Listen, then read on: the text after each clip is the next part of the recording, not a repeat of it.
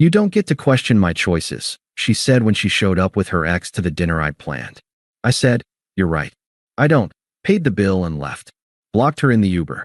2 weeks later, she saw me at a restaurant with her best friend. On a date. She caused a scene. Hey viewers, before we move on to the video, please make sure to subscribe to the channel and hit the like button if you want to see more stories like this. Thanks. The maitre d' had just shown them to my table. My table. For two. A small, intimate square near the back of the restaurant, lit by a single, low-hanging lamp that made the polished silverware gleam. I'd requested it specifically. Now, Qley sat in the chair I'd been picturing her in for a month, smiling up at me with a look I couldn't quite parse. And Mark's hand was resting on the back of her chair. My feet stopped moving. The gentle hum of conversation, the clink of glasses, it all sharpened into a painful, high-definition focus. Mark. Her ex. The one with the motorcycle and the condescending stories about his artisan coffee import business. The one she'd assured me, 6 months ago, was completely out of the picture, baby. He's so toxic. Alex. There you are, Qley said, her voice bright and performative. Look who I ran into outside. Small world, right? Mark gave me a slow, once-over, his lips curling into a smile that didn't reach his eyes. Hey man, hope you don't mind the intrusion. Qley said it was a casual thing. My brain was a buffer wheel, spinning, failing to load the appropriate response. This wasn't the script. The script was, I'd arrive first, nervous.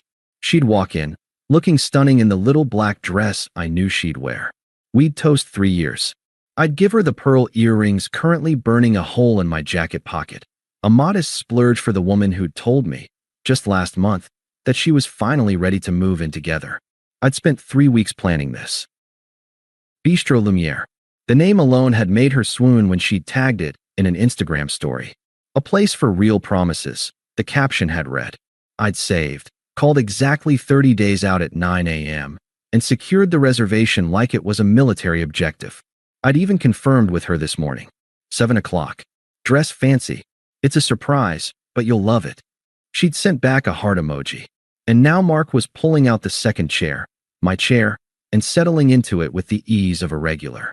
Alex, don't make that face, Qley said, her smile tightening at the edges. She patted the empty space beside her where a third chair was being hastily procured by a confused waiter.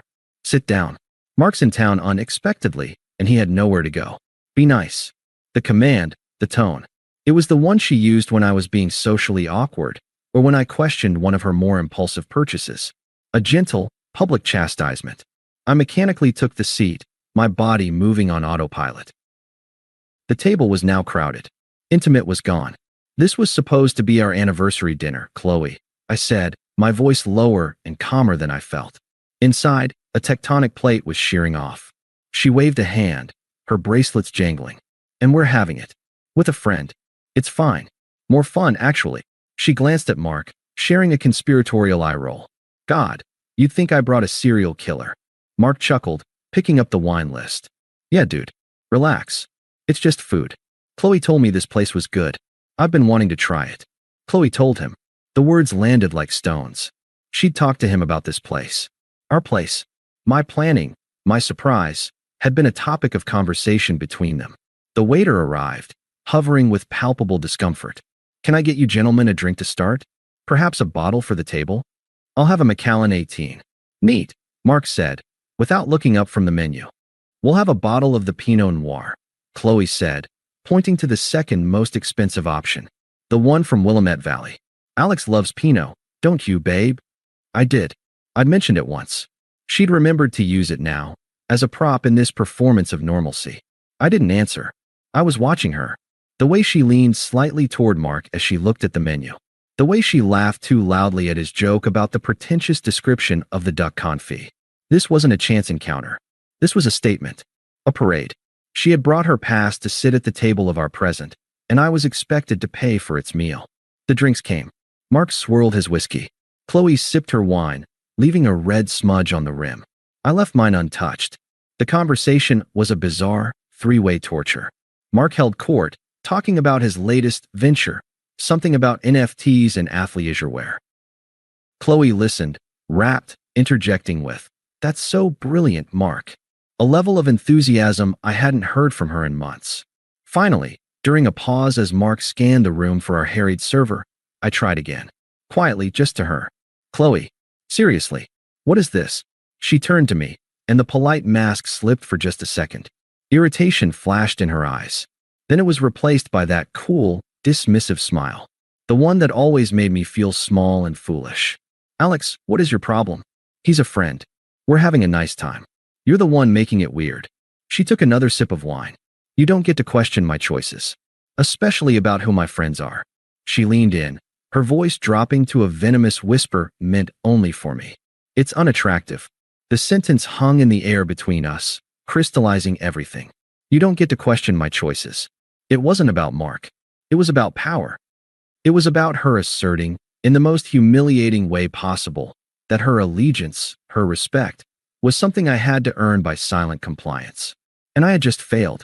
The noise of the restaurant, which had been a roaring in my ears, suddenly drained away into a silent, clear vacuum. I looked at her, really looked, and I didn't see the woman I loved. I saw a stranger performing an act of casual cruelty. I saw the 3 years of support, of listening to her work dramas, of driving across town at midnight for her favorite ice cream when she was sad, of planning a future. I saw it all being tossed onto the table like a used napkin. A profound, chilling calm settled over me. The confusion, the heartbreak, the rage, they were still there, but locked behind a thick pane of glass. I was on the outside now, an observer. I pushed my chair back. The legs scraped softly on the hardwood floor. Qley looked up, annoyed. Mark raised an eyebrow, a smirk playing on his lips, expecting a scene. I didn't give him one. I stood up, adjusted my jacket, and caught the waiter's eye with a small nod. He hurried over. "Yes, sir? Is everything? Could I have the bill for everything ordered so far, please?" My voice was flat, polite, utterly devoid of emotion. "Alex, what are you doing?" Qley hissed, her performative cheer gone. I ignored her. The waiter looked panicked. "Sir, your entrees haven't even, just the drinks and whatever appetizers are in the kitchen." "Thank you." The waiter scurried off. Qley stared at me, her mouth slightly open. Mark leaned back, enjoying the show, but his smirk was now tinged with uncertainty. He wasn't the center of attention anymore. The bill came on a little leather tray. I didn't look at the total. I placed my card on it, handed it back. A minute later, I signed the slip, added a generous tip for the waiter's trouble, and slid my card back into my wallet. I finally looked at Qley. She was flushed, a mix of anger and dawning panic in her eyes. She hadn't planned for this. She'd planned for me to seethe quietly, to play the cuckolded boyfriend, to pay for their meal and absorb the insult. My calm exit was off script. "You're right," I said, my voice still that same, even tone. "I don't." I turned and walked out of the restaurant. I didn't look back. I didn't hear if she called my name. The cool night air hit my face, and I took a deep, shuddering breath that felt like the first one in an hour. An Uber was idling by the curb. I got in.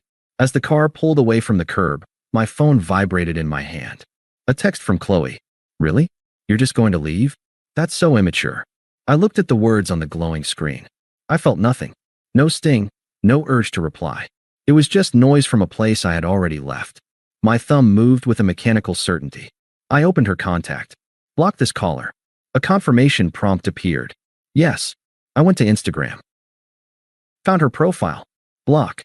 Facebook. Block. With each tap, a weight lifted. Not the weight of grief. That would come later, but the weight of her access to me. The weight of her judgment, her dismissal, her choices. The city lights blurred past the window. The driver had some soft jazz playing. I leaned my head against the glass. The dinner was over. The relationship was over. All that was left was the quiet, echoing space where the future used to be, and the first, faint sense of something that, in time, might feel like freedom. The silence in my apartment was a physical thing.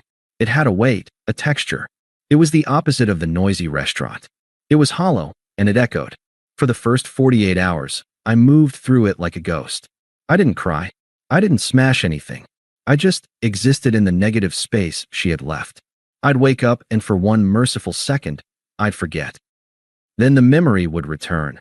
The sight of Mark's hand on her chair, the feel of that third, cramped seat, the cold finality of her words. "It's unattractive." A hot, Sick shame would wash over me, followed by a rage so pure it made my teeth ache. I'd given her a sacred night, and she'd turned it into a joke. A power play. I'd been her straight man in a cruel comedy for two. But I had one rule, etched in steel in my mind. Do not reach out. Reaching out would be oxygen to her narrative. It would be proof I was emotional, immature, making a big deal out of nothing. My silence was my only weapon, my only dignity. So I sat in it. I let the waves of hurt and anger crash over me, and I didn't pick up the phone. I called my friend Ben, not a mutual friend. Ben was from college, lived across town, and thought Qley was high maintenance, but had always kept it to a raised eyebrow. I didn't give him the dramatic play-by-play, just the facts.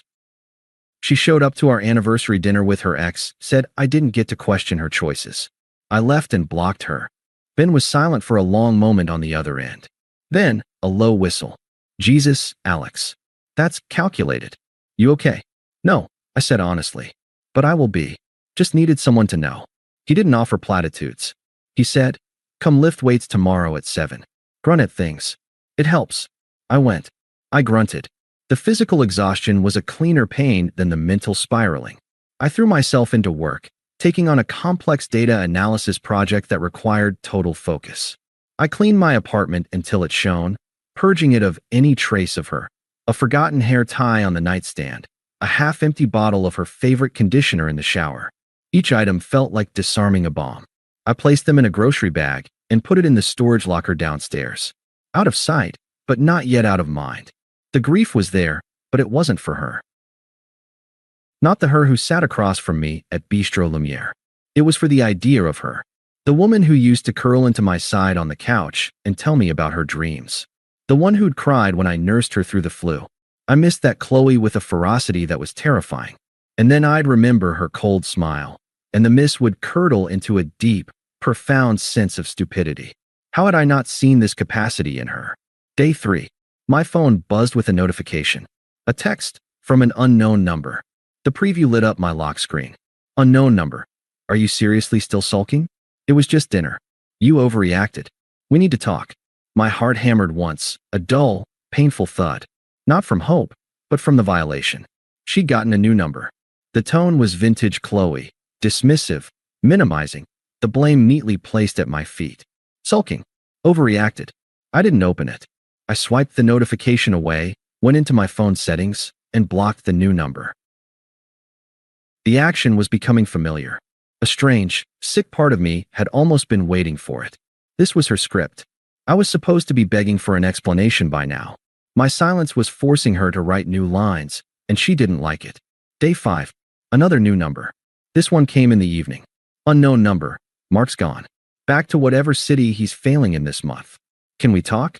This is childish, Alex. You're throwing away 3 years over a misunderstanding. Childish. The word was a spark to tinder. I felt the heat in my cheeks. She'd brought a grenade to our relationship, pulled the pin, and was now calling me childish for not wanting to hold the shrapnel. And the detail about Mark being gone, it wasn't an apology. It was inventory. The toy I used to hurt you is put away now, so stop crying. I blocked this number too, my thumb hitting the button with more force than necessary. Misunderstanding. Right. I understood perfectly. Day 7. I was making coffee when my landline rang. I almost never used it. Only telemarketers and family. I picked it up. Hello.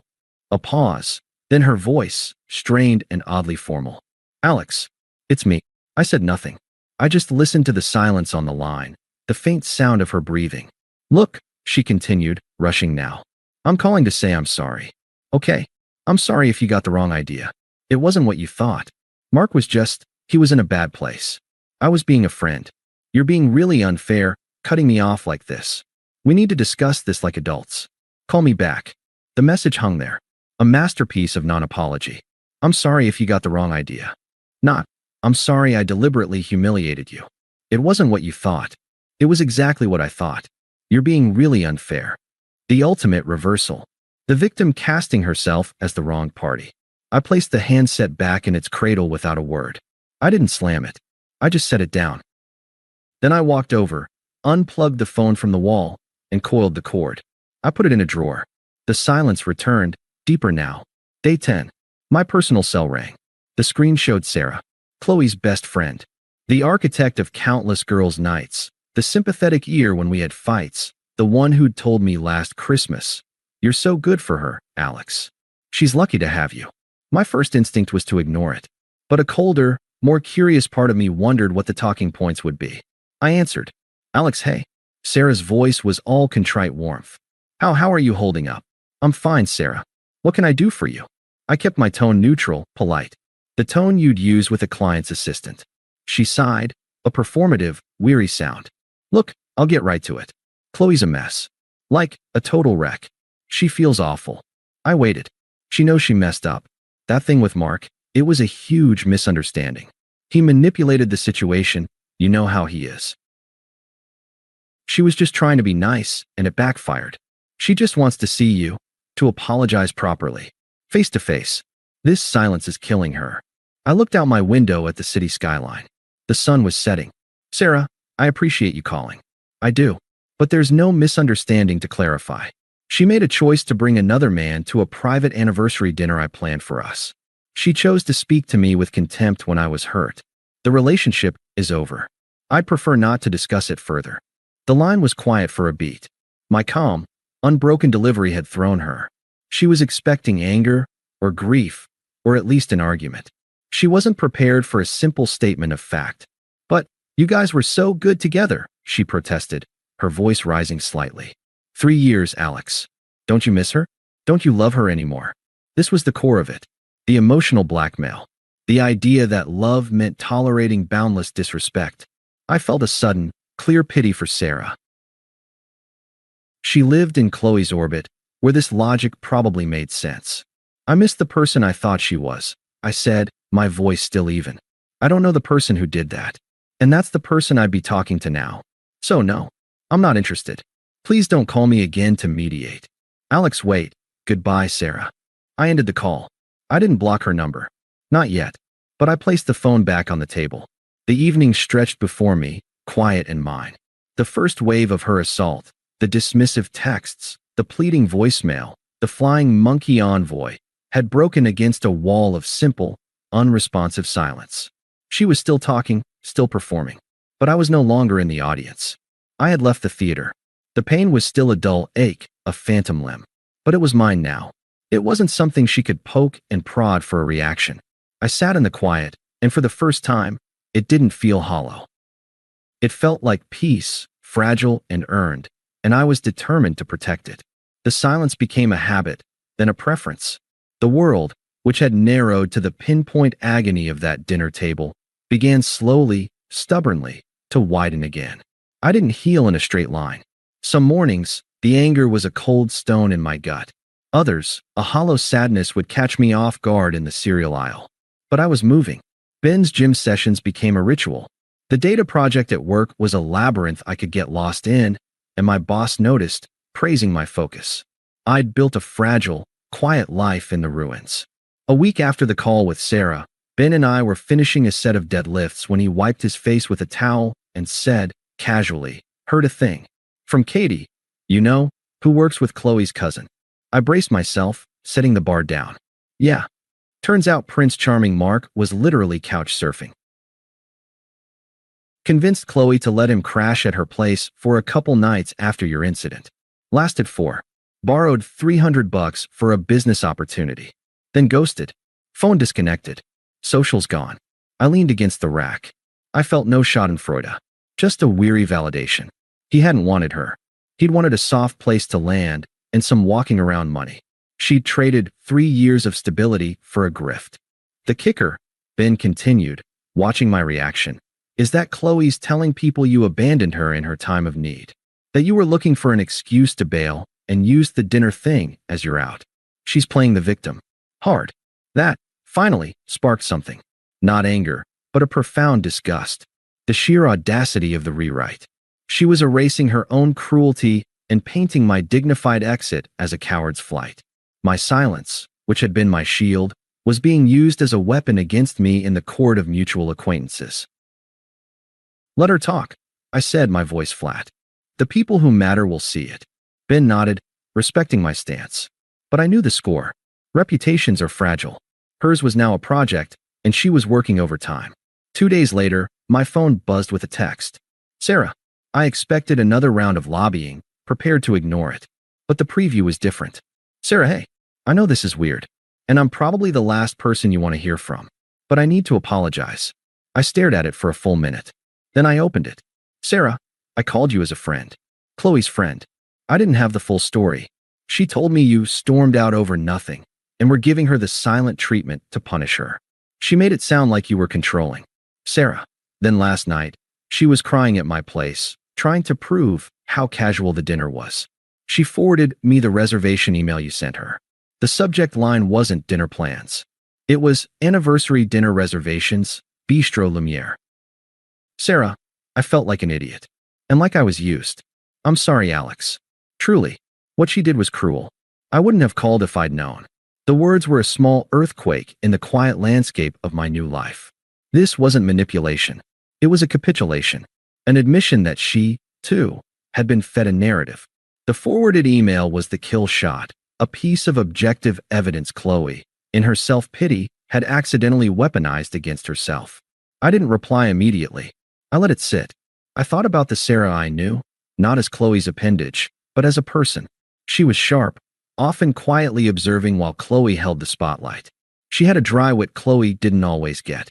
She'd been a constant in the background of our relationship, usually rolling her eyes fondly at Qley's dramatics. But this wasn't a fond eye roll. This was a line being seen and crossed. After an hour, I typed back. Me, apology accepted. Thank you for telling me. I hope you're okay. Her reply was swift. Sarah, I'm embarrassed. And pissed off. Not at you. At being a pawn.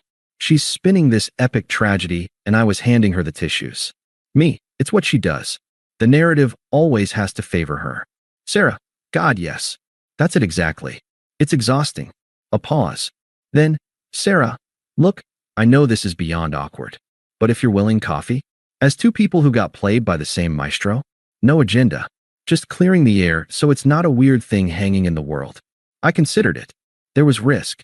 It could be a trap, an elaborate ambush. But my gut said no. The detail about the email subject line was too specific, too damning for Qley. Sarah was risking her friendship by even admitting she'd seen it. I agreed. We met at a neutral, busy coffee shop far from either of our neighborhoods. She was already there, looking nervous, stirring a latte. When I approached, she gave me a small, hesitant smile that held no artifice. Thanks for coming, she said. Thanks for the honesty, I replied, sitting. The conversation was stilted at first, orbiting the weather, the coffee. Then she sighed, setting her spoon down. I really am so sorry, Alex. For the call. I felt like a puppet. She was crying, saying you'd ghosted her over an innocent mistake, and I just defaulted to support mode. It's my pattern with her. But seeing that email, it wasn't a mistake. It was a targeted strike. I nodded. It was a demonstration. To show me my place. And to show him he still had a claim. It's sociopathic when you say it out loud, she murmured, paling slightly. And the stuff she's saying now, about you being insecure, about you possibly cheating first, it's getting uglier. That was new. The narrative was evolving, escalating to justify her victimhood. I felt a distant chill. Let her talk. I repeated, though it felt less certain now. It's just, I've known her since college. The drama, the need to be the center, it was always there. But it was usually harmless. This is different. This is cruel. And seeing it directed at you, who was always so patient with her. She trailed off, looking genuinely distressed. I think I've been a bad friend. To both of you. Enabling her, and not seeing what it cost you. Her self-awareness was disarming. We talked for an hour. Not just about Qley, but about the fallout. How I was coping. How she was reassessing their friendship. I found myself relaxing. She asked questions and actually listened to the answers. There was no performance. It was just two people in the debris field of the same emotional bomb, comparing notes. We parted with a slightly less awkward smile. Thanks for the sanity check, she said. Anytime, I replied, and meant it. The text started a few days later. Not frequent. A funny meme about Bistro Lumiere's overly ornate menu descriptions. An article about the grift economy Mark probably belonged to. It was quiet, mutual reconnaissance. A shared language of recovery. A lunch followed, then a walk in the park. It wasn't a date. It was simpler than that. It was companionship with someone who understood the source of the poison without having to have it explained. The careful wall I'd built around myself had a gate in it now, and it wasn't a weakness. It felt, strangely, like a part of the strength. 3 weeks after the dinner, Sarah and I were at a cozy, unpretentious Italian place known for its pizza. We'd finished a shared salad and were debating pepperoni versus sausage. We were laughing. Actually laughing. The sound felt foreign and good in my throat. She was telling a story about a disastrous work presentation, her hands animated, her eyes bright. I was leaning in, listening. I was, for the first time in a month, not looking backward. I was just here. And then, the atmosphere at our table changed. A sudden drop in pressure. Sarah's smile froze, then faded. Her eyes flickered over my shoulder, widening slightly. I knew before I turned. Qley stood 5 feet from our table. She wasn't alone. A woman from her spin class stood behind her, looking mortified. Qley's face was a mask of perfect, porcelain shock that was rapidly cracking, revealing the raw, furious betrayal beneath. Her eyes were huge, darting from me to Sarah's hand which was resting on the table near mine. The entire restaurant seemed to hush, senses tuned to the impending detonation. What the hell is this? Qley's voice wasn't a shout. It was a razor-sharp whisper that carried to every corner of the room. It was packed with so much venom it seemed to distort the air around us. Sarah withdrew her hand, not guiltily, but as if bracing for impact. "Qley," she said, her voice calm but tight. I didn't stand. I slowly turned in my chair to face her fully. I felt that same, profound calm from the bistro settle over me. The protective glass was back. She was on the other side, in a different world. "Alex." Qley's gaze drilled into me, demanding an answer, an explanation, a submission. "Sarah? My best friend? Are you kidding me?" The last word cracked, rising in volume. "We're having dinner, Qley," I said. My voice was quiet, measured, a stark contrast to her vibrating intensity. "You're interrupting." It was the wrong thing to say. It was the truthful thing to say. It detonated her. "Having dinner?" She took a step closer, her finger jabbing the air between us. "You're on a date. With her. Is this your pathetic revenge, Alex? You couldn't handle me being happy, so you crawl to my best friend? You sick, pathetic." "Qley, stop." Sarah's voice cut through, firm now. "It's not like that. Don't you dare speak to me." Qley shrieked, her focus whipping to Sarah. The spin class friend had taken a full step back, wanting to vanish. "You traitorous bitch. You've been waiting for this, haven't you?" Plotting with him the second I had a moment of weakness. This was the unraveling. The true colors, vivid and ugly, on display for a room full of strangers enjoying their garlic bread. There was no performance left, only the raw, entitled core. I looked at her, this stranger hurling accusations. I felt nothing. No anger, no hurt, not even pity. Just a distant, analytical curiosity. "So this is who you really are when the audience isn't buying your act." "Qley," I said, and my tone, polite, final, utterly disinterested, made her stop mid-inhale. She looked at me, expecting a fight, begging for a drama she could win. I gave her nothing. "This isn't about you," I continued, as if explaining a simple concept to a child. "Sarah and I connected after you ended our relationship. We're having dinner. Please don't interrupt it." The reframing landed like a hammer. "After you ended our relationship." I wasn't the one who'd walked out. I just believed her when she showed me the door. Her face contorted. "I ended it. You walked out. You abandoned me over nothing." I held her gaze. The silence stretched. The entire restaurant was holding its breath. "You showed me exactly who you were," I said, each word clear and cold. "I believed you. Now, you're making a scene. This is why we don't talk." I saw it hit her. The realization that my calm wasn't a tactic, it wasn't stoicism, it was indifference. I wasn't withholding attention to punish her. I had simply revoked her access to my attention permanently. She was a stranger causing a disturbance. Her breath came in ragged gasps. The fury morphed into something desperate, panicked. She looked at Sarah, then back at me, searching for a handhold in the cliff face of our apathy. She found none. You can't do this," she wailed, the last vestige of control gone. "After everything we had, you're betraying me with her. You're both monsters." A busboy had frozen nearby, trays in hand. A manager in a dark suit was now moving purposefully from the host's stand, his expression stern. I turned away from her. I looked at Sarah. The transformation in my demeanor was absolute. The cold, flat effect I'd shown Qley melted away, replaced by a look of simple, warm concern. My voice, when I spoke to Sarah, was soft, entirely different. "You okay?" I asked. "We can go if you want." It was the final, perfect dagger.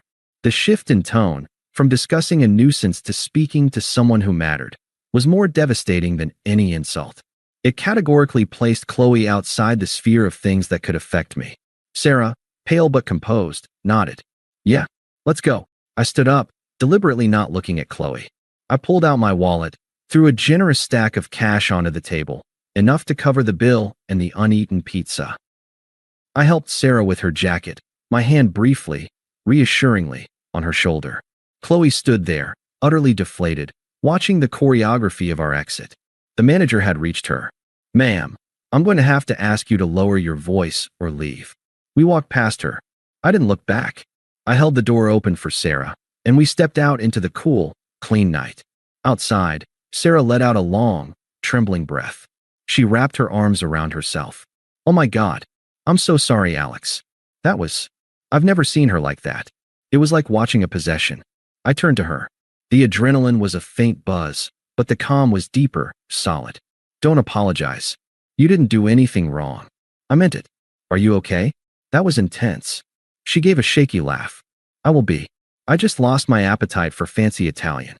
A genuine smile touched my lips. "Me too. Come on." I nodded down the street, away from the restaurant, away from the echoing drama. "Let's get some real food. I know a great pizza place." She looked at me, really looked, and saw the absence of chaos in my eyes. She saw that I was already moving forward, that the scene behind us was just noise. She smiled back, a real one this time. "Yeah, that sounds perfect." I took her hand. It wasn't a dramatic gesture. It was simple, a point of contact in the quiet night. We started walking. Behind us, the muffled sound of the manager's firm voice and a single, hysterical sob faded into the city's hum, becoming just another insignificant sound in the tapestry of a life I no longer lived. I didn't think about Qley. I didn't wonder what she'd do next. I thought about whether I wanted mushrooms on the pizza. I thought about the warmth of Sarah's hand in mine. I thought about the quiet peace of the last few weeks, and how it wasn't an absence anymore, but something being built. The last thing I heard was the distant chime of the restaurant door closing, a full stop on a sentence that had ended for me a long, long time ago. Thanks for watching. Make sure to subscribe to the channel and hit the like button. What do you think about this story? Share it in the comments.